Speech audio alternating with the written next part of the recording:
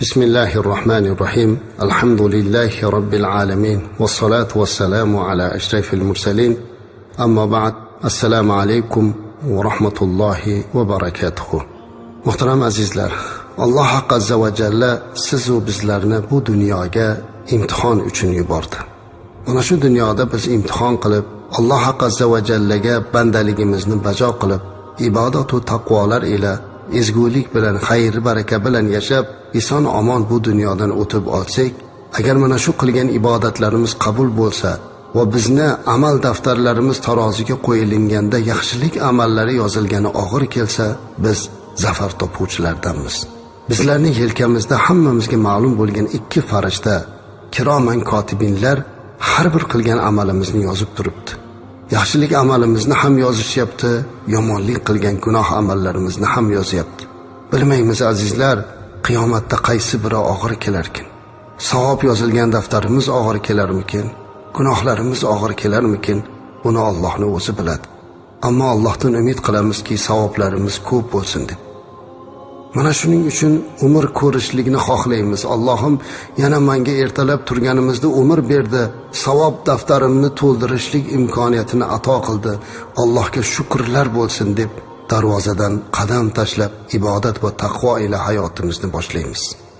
Mana shu sabab azizlar, ota-onamiz olamdan o'tganda ko'zimizga yosh olamiz. Aslida o'limga hammamiz iymon keltirganmiz. Otamiz bo'ladimi, onamiz bo'ladimi, yaqinimiz bo'ladimi, o'zimizmi bir kuni bu dunyodan o'tamiz. Lekin inson olamdan o'tganda qo'rqadigan narsaning eng asosiysi daftarda qancha amal bor ekan.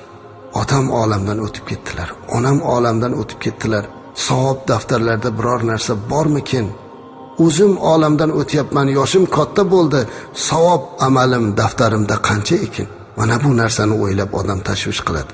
Rasulimiz alayhisolatu vasallam mana shuni bilganligi uchun ham bizlarning qalbimizga bitta taskin bo'ladigan narsani berib ketibdilar. Mana shu daftarimiz biz olamdan o'tgandan keyin berkiladi. Qaniydi 100 yil yashasak, qaniydi 200 yil yashasak, u daftarlarimiz to'lib ketsa, lekin Alloh bergan umrcha yashaymiz-da. Daftar qancha bo'ldi ekan, qancha savob yozildi ekan deb qo'rqamiz.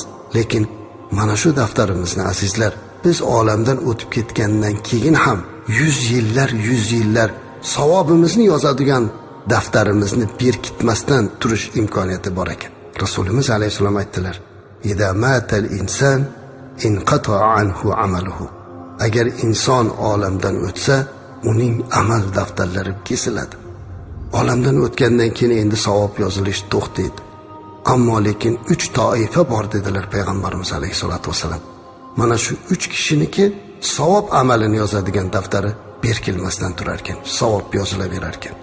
Bu birinchisi sadaqai joriya qilgan odam.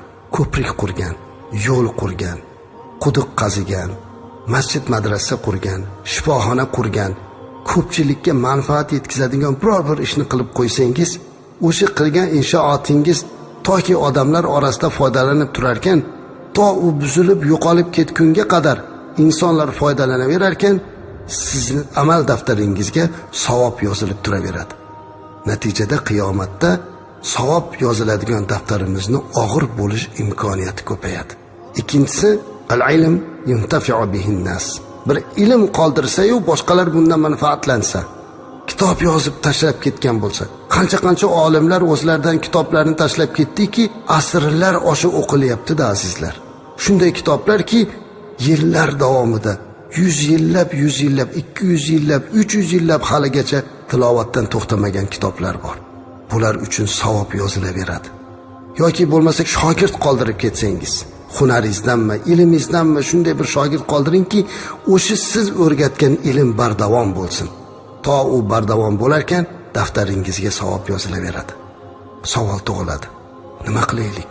Sadaqai joriya qiladigan bo'lsak, dunyoyimiz yo'q-ku. Kitob yozaylik desak, ilmimiz yo'q-ku. Shogird qoldirishlikka imkoniyatimiz yo'q-ku, ilmsizmiz. Demak, bizni amal daftarimiz berkilar ekanda. Yo'q azizlar. Uchinchisini Rasulimiz alayhisolatu vasallam biz uchun aytib ketdilar. Aytdilarki, yoki bo'lmasa valadun solihun yad'u lahu. O'zidan bir solih farzand qoldirsa-yu, mana shu farzand ota-onasini haqqiga duo qilib turar ekan, uni amal daftari berkilmasdan turadi dedilar. Ota-onangizni 100 yil, 200 yil, 300 yillab amal daftarini davom ettirishni xohlasangiz, siz duo qilishda davom eting va duo qilishni farzandingizga ham vasiyat qiling va duolar bardavom bo'lsin. Qancha umr ko'rar ekansiz, umringiz oxiriga qadar har kuni duo qilsangiz ota-onangizni haqqida, ularni savob daftariga yozilib borar ekan. Bu ishni hammamiz qilishimiz mumkin-da azizlar. Ota-onamizni haqqiga duo qilishlik uchun bizga faqatgina mehr, yumshoq qalb va albatta sidqi dil ila Alloh azza va jallaga yuzlanib, Allohim, ota-onamni mag'firatingga olgin, gunohlarini kechirgin, men qilgan barcha savob ishlarimni ularni daftariga yozgin deyishlik ila bo'ladi. Ota-onangizni daftarini yopmaslikka harakat qilingki, Alloh siz olamdan o'tgandan keyin sizni savob daftaringizni ham yopishlikdan o'zi saqlab tursin. Farzandlaringizni duosi ila